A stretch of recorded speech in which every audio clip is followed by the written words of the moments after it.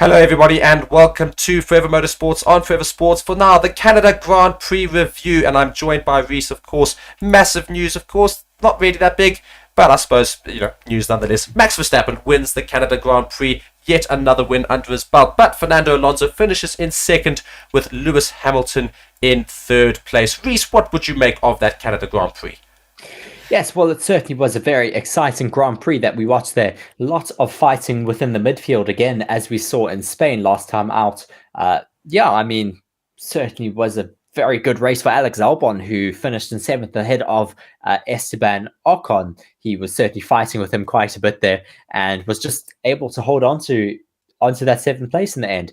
Brilliant race, though, once again for Max Verstappen, just taking the race win with around, I think it was about 9 seconds lead there, Mark. But Fernando Alonso having a bit of an issue, finishing in second. Bit of a what if here today. If he did not have that brake issue, would have been great to see him fighting with Max Verstappen a bit there. Yeah, indeed. And Alex Albon, a fantastic race from him, finishing in 7th position in that Williams. I mean, unbelievable driving from him, starting in 10th position. And you're thinking he's in a Williams, he'll drop down to an 18th relatively quickly. But no, finishing in 7th position. Great race for him. And unfortunate race, though, for his teammate Logan Sargent, who had a big car issue in the early stages of the race, having to retire the car straight away pretty much. Well, he drove off into the run-off zone, so he could get recovered very easily. So we earned a virtual safety car then, and then we finally had a safety car. We said it would happen this weekend. We did finally have a safety car due to George Russell having his right rear slam into the wall, causing a puncture in his car, and then a little bit of an issue in his car, which later unfortunately caused him to retire in the race as well. So he and Logan Sargent did not finish the race, whereas of course everybody else did.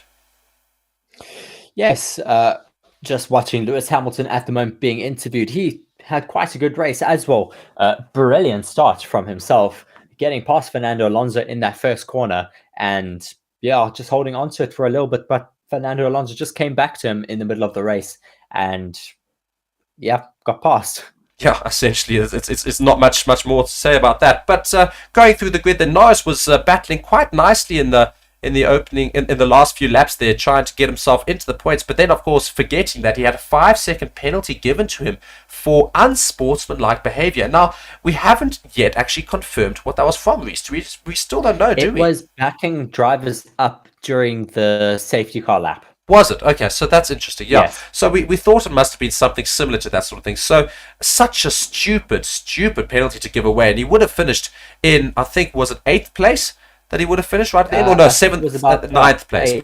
Ninth or 8th. And as a result, only finishes that overtake put him. Yeah, only finishes in 13th as a result. I mean, really stupid penalty to give away, and otherwise would have had a relatively decent race.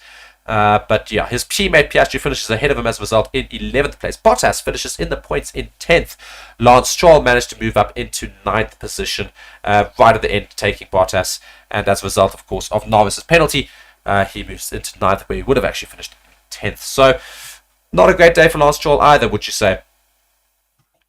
Yeah, Lance Stroll getting lucky at the end, of course, with that grid drop from Lando Norris, but just still so far off the pace of his teammate. Yeah, I mean, not really a great day at all for the secondary drivers, for most of the teams. I won't say all of the teams, the few teams did manage to do decently, but Verstappen first, Perez only in 6th by quite a long distance. Luckily, he managed to get the fastest lap on the very last lap after coming into the pits for soft tyres. He had a big enough gap, of course, to come in safely.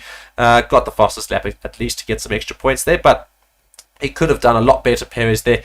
And Alonso and his teammate Stroll only finished in 9th, Alonso 2nd, Hamilton in 3rd, Russell did not finish, Alex Albon in 7th, Sargent did not finish, Ocon in 8th, and his teammate Gasly in 12th. So yeah, I mean, Tsunoda is 14th, De Vries in 18th. Just not a great day for the second drivers in total. However, Ferrari quietly went about their business, and great little piece of tactics with regards to the safety car, finishing in 4th and 5th. Yes, I mean, very good from Ferrari. They made the correct strategy call for once and leapfrogged their cars up the grid. This is what we want to see from Ferrari, making correct strategy calls, not making some really questionable ones like we've seen in the past. Yeah.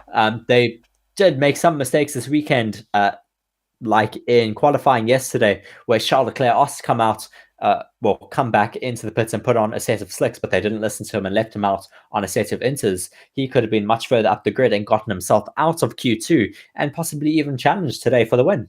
Yeah, and the other surprising thing, of course, is that both Ferraris didn't look too slow today at all. So it would have been interesting to see what they had managed to do if they did finish further up the grid in qualifying. But unfortunately, that wasn't the case, and they only leapfrogged, as you say, because of that safety car, making an intelligent decision to not come into the pits along with most of the other drivers, and stuck to those medium tyres for a lot longer than they probably would have liked to have, but managed to make it last and make it work for them very nicely, finishing in 4th and 5th. So let's just round off the top 10 there. Verstappen 1st, Alonso 2nd, Hamilton 3rd, Leclerc 4th, Sainz 5, Perez in 6th, Alex Albon, certainly our driver of the day, in 7th, Ocon in 8th, Stroll in 9th, and Bottas in 10th. Reese, can you finish off the bottom 10 for us, please? Yes, in 11th, we have the second McLaren, Oscar Piastri, then Pierre Gasly in 12th, Lando Norris 13th, with that drop from that unsportsmanlike behavior penalty that he received for holding drivers up during the safety car. Then we have Yuki Tsunoda 14th, Hülkenberg in 15th, Zhou in 16th, 17th we have Kevin Magnussen, and then Nick De Vries, our last actual finishing driver of the race. Then our two DNFs were George Russell and Logan Sargent down in 20th. Yeah, and I always felt sorry for Russell because he managed to do quite well to come back after hitting his back rear tyre into the wall, and managing to get himself back up to about 9th place and 8th place, and then had to retire the car last minute. So that wasn't great for him, unfortunately, and he was quite upset, and the team were quite upset at the end. Not necessarily with him, but it just seemed like, we did so well, and then the car just couldn't keep going. Yeah, it was a bit unfortunate, but that is how it goes sometimes here in Formula One. Certainly, though, a driver that really did impress me this weekend as well was Nico Hülkenberg, having that brilliant qualifying yesterday, but still not absolutely perfect in the race today, receiving that penalty through to receiving that penalty in Q2 because of impeding in qualifying, but it just fell so far back during the day. Yeah, and again, as we keep saying, Haas seemed to do quite well in qualifying generally around the year, but as soon as it comes to race pace, we can just see yet again Hülkenberg, as you say, would have started in 2nd had he not got that penalty. Started in 5th, however, still quite high up. And where did they finish up? 15th and 17th, both Haases. So still so slow when it comes to races.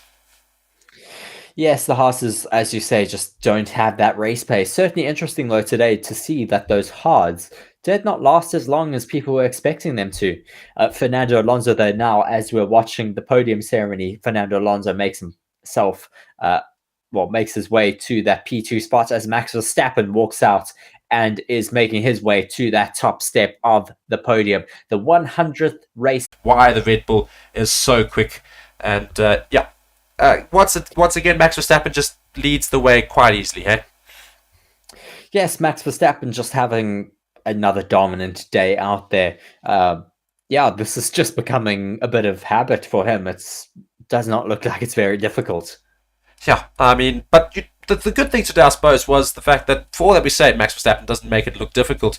He had a bigger gap towards the end there, mainly because, as we did find out from Lewis Hamilton's radio, that Alonso was nursing a rear brake issue. So if he hadn't had that brake issue, you did hear him on the radio. He says, "When can I stop the lift and coast, because I want to win this race?" He thought he could try and catch Max Verstappen. So if he believes that the pace of the Aston Martin is there to catch them, what does that say about the future races coming up? Well, hopefully they'll be able to just get a bit closer to the Red Bulls, but it's not looking extremely promising at this point. They've closed the gap a little bit, but just not enough. Yeah.